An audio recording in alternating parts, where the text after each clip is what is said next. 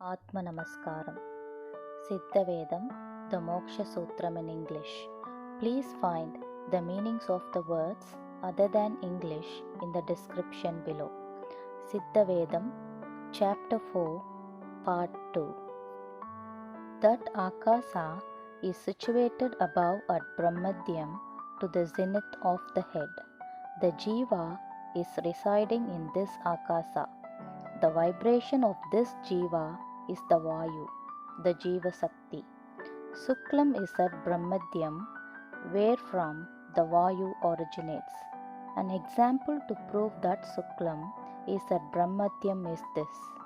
While indulging in intercourse, it is impossible to know the place wherefrom the Suklam comes in case that Suklam gets disturbed from its own position of Kamakala due to being weak bodily because of illness or affecting tiredness or nerves or becoming exhausted to the prime elements because of walking too much, of being lust after any women already or any other reasons.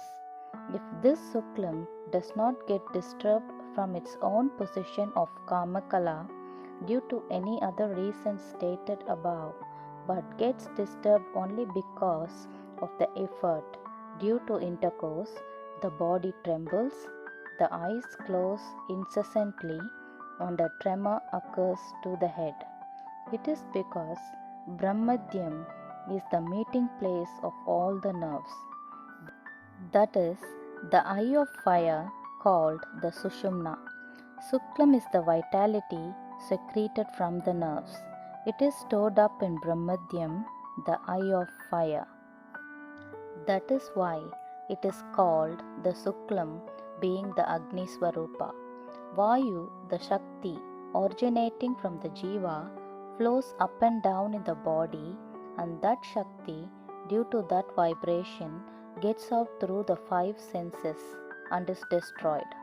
This Shakti, which is being destroyed, is Maya. Creation comes from copulation, but during sexual intercourse, the Sakti, which is flowing out through the five senses, does not flow out likewise, but gets into one single stream of inward flow, gets into throbs, reaches its birthplace above at Brahmadhyam, and joins the Jeeva existing there.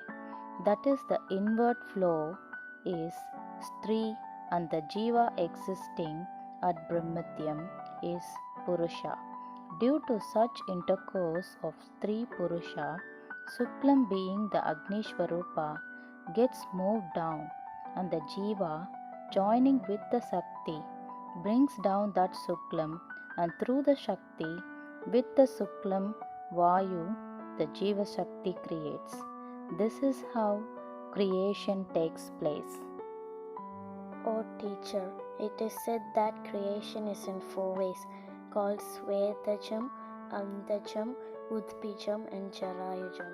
Hence I am eager to hear in detail the real truth about creation.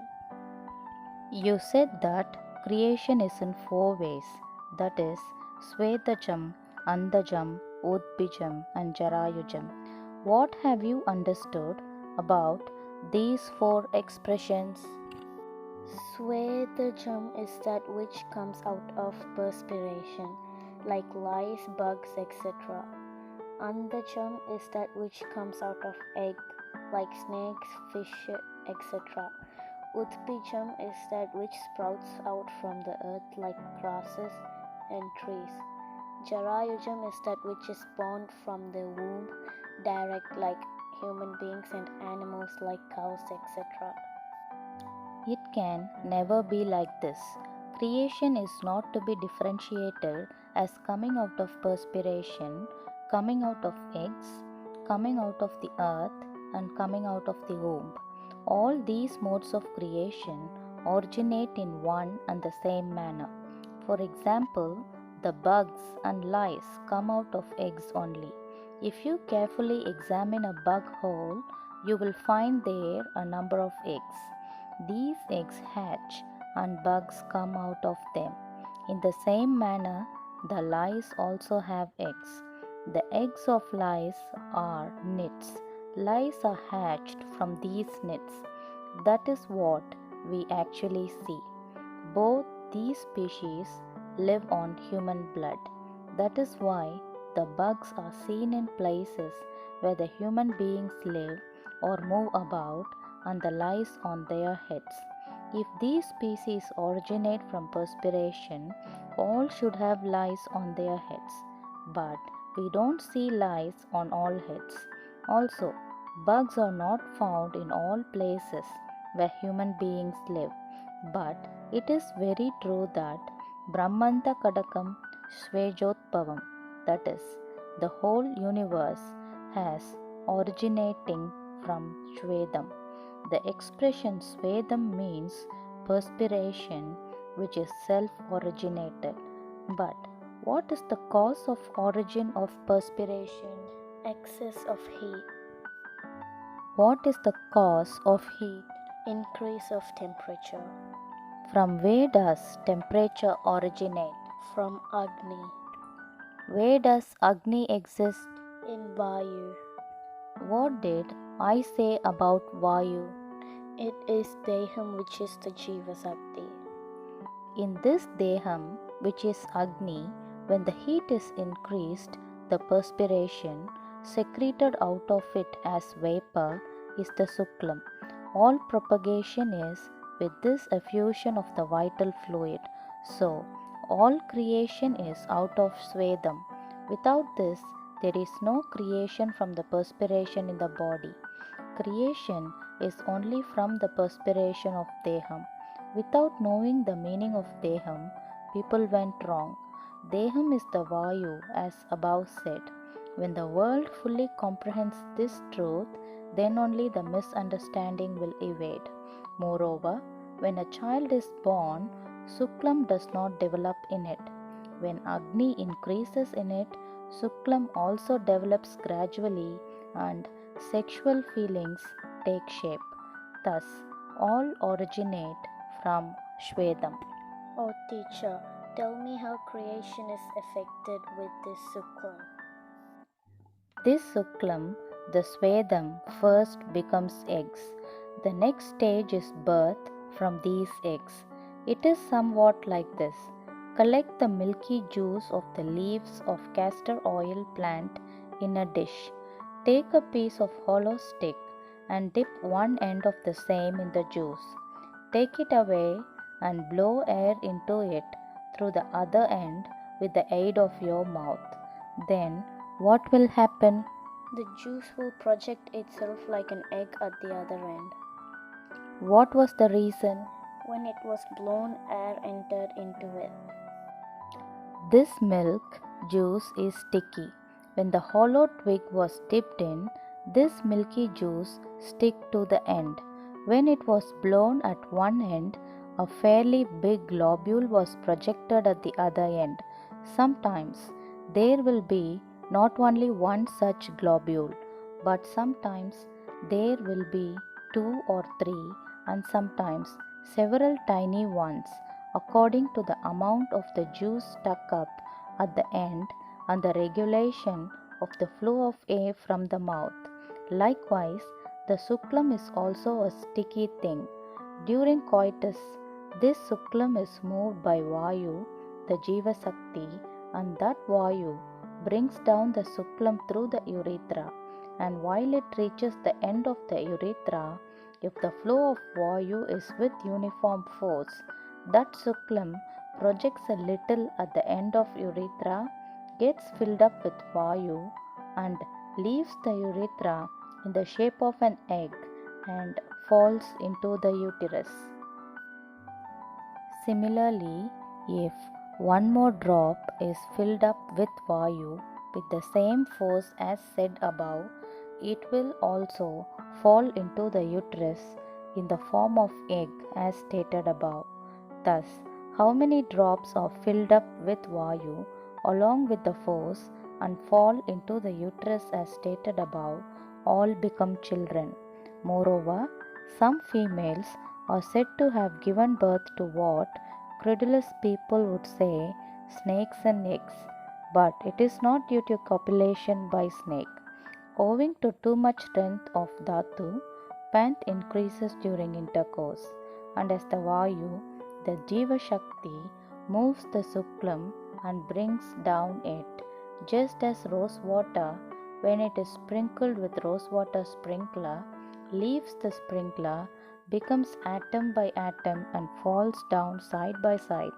Likewise, from the end of urethra, owing to the force of Vayu, the Suklam scatters bit by bit, and all that bits, being filled up with Vayu, falls into the uterus just as cluster of coconut flowers. That hatched and delivered in this manner is told in the world as given birth to snakes and eggs. Thus, creation is effected. Can there be any other way of creation? Considering all these, it becomes clear that creation cannot be in any other manner. So, who is it that creates us? Vayu the Jeevasakti. So, who is the creator? Vayu the Jeevasakti. What is the essential thing that we must have in us to be alive? There must be this Vayu. Then, who is it that preserves us? It is the above said Vayu. When a man died, what did he lose? Only this Vayu the Jeevasakti. So, who is it that does the samhara? This Vayu. So, who is the authority of the three states of existence, that is, Srishti, Sthiti, and Samhara? It is Vayu the Jeevasakti. This Vayu is the Ishvara. That is why Ishvara is stated to be the omnipresent one, being filled up both inside and outside, without name and form, without any dimension, that is, inner and outer, and without any beginning and end. Has this Vayu any name or form? No. That is why Ishvara is said to be without name and form. Has this Vayu any dimensions? No. That is why Ishvara is said to be without inner and outer. Has this Vayu any beginning or end? No. That is why Ishvara is said to be without beginning and end. Then, how is this Vayu situated? It is spread everywhere. That is why Ishvara is said to be omnipresent. Moreover, it is said God is such an entity being filled up inside and outside. For such an entity which has no dimensions, has there anything to fill up inside and outside? No. If there is no self, can there be any conception of dimensions of inner and outer? No. When did we get the conception of space as the inner and outer? After being conscious of the self. But when we are sleeping, did we have this conception of space as the inner and outer? No. When did we get that conception? When we woke up. From where did we get that? From ourselves. So, when the self vibrated as Akasa, the idea of space, that is inner and outer, originated. This originated from within the self. So, what is the substance that originates from us and fills up inside and outside? It is Vayu. That is why God is said to be both in and out. So, what is the substance called God? It is the Vayu which is the Jeeva existing in us. What is the substance that is the knowledge? It is the Vayu. What is the substance that exists as the guardian? It is also the Vayu. So, it is known that Vayu is the God, is the knowledge and the guardian. Without realizing this, we consider the idols made out of stone, wood, etc. as God, and we leave out downwardly the Vayu, the Jeevasakti existing in us. When that Vayu thus becomes exhausted, we become dead. Hence, without living it out, but keeping it inwardly and merging with Ishvara is moksha. This is called as Ishvara Seva, but in the name of Ishvara Seva, what is it that people do? They take bath, go to temples and other places of worship, burn lights, anoint the idols with tender coconut, milk, etc. Decorate it with clothes and flowers, offer fruits, coconuts, etc. And do and make to do puja, naivedyam, homa, etc. Can you call this Ishvara Seva? No, What is then Ishvara Seva? it is to do seva to Ishvara. What is to do Seva to Ishvara? It is worshipping him. I shall tell one illustration to show how to do Seva to Ishvara in this world. One physician prescribes a decoction to your sickness. That is, it is prescribed to prepare the decoction of some indigenous medicines, to squeeze out and filter it, and to add one piece of jaggery to it. Then, what is it prescribed to do? It is prescribed to make seva of it, that is to enjoy it or take it in.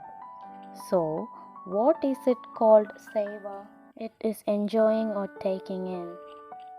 Must not we also become Ishvara itself and get merged with Ishvara? Yes,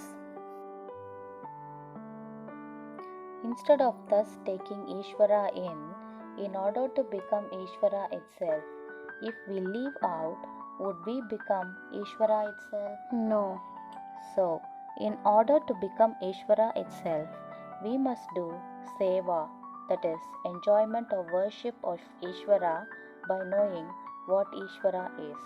If we do not know that, can we do Seva of him? no, Till now, we have been considering Siva, Rama, Krishna, Kuttichatan, Bhadrakali, Bhagavati, Ganapati, Subramanya, and so on as gods. Now, who is the real Ishvara? Vayu the Jeevasakti. Ishvara Seva means enjoying or taking delightly in this Vayu, the Jeevasakti. Not only this, if Jeeva does not reach Brahmarandram, can we attain moksha? We cannot. Where is it called Brahmarandram? It is in us above. But does Jeeva exist inside or outside? It is inside us. Where does the way lie, inside or outside for us, in order to get the Jeeva in us, reach this Brahmarandram above us, and attain moksha? The way lies inside us. If so, in order to attain moksha by joining the Jeeva in us at Brahmarandram, which is also inside us above, if we pass it through outside, will it reach there? Can it be possible to do so? No, When this inner Jeeva goes out, what would happen? death would happen. If we die, what are we? We become mere dead bodies. Does the dead body has moksha? No, Why not? because there is no Jeeva. So, for whom is the moksha? Only for the Jeeva. Why should Jeeva have moksha? Has anybody bound Jeeva? Jeeva is said to be Nirbandha, Nirmukta, Nirhankara, Nirmoha, and Nirsanga.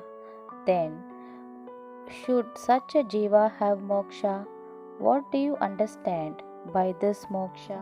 Moksha means mochanam or freedom. What is mochanam? It is setting free. Setting free means? It is being get released from bonds. Has anybody tied down Jeeva? No, But Jeeva, which is inside us, spreads out, clings to worldly things, and cries out. This is called bondage. For example, see me, what I have done. you have clasped this wooden plank tightly, your arms close to the chest. On holding this with my hands, if I cry out and weep, leave me, liberate me, and so on, will I be free from the contact of this plank? No, Why is it so? You are yourself clasping the plank tightly. Is the plank having any hold on me? No. Before complaining, I must see who is holding the plank. Is it myself that holds the plank, or is it the plank that holds me? If I look into this, I will know that the plank is not holding me, but I am holding the plank. Now see, I leave my hold. What would happen? The plank falls down. In the same manner, the self, that is the Shiva, spreads out as Sakti. Then it becomes Jeevasakti. From this Sakti, creations originate, and we cling on to these creations as mother, father, wife, husband, children, home, wealth, power, prestige, caste, and so on. These do not cling on to us. We go and cling on to them. It is like this. When we are sleeping, there is nothing as father or mother, etc. Not only this, our most beloved son or brother sleeps near us. We also sleep. At that time, our hand or leg falls upon the beloved son or brother, but we do not realize anything of it at that moment.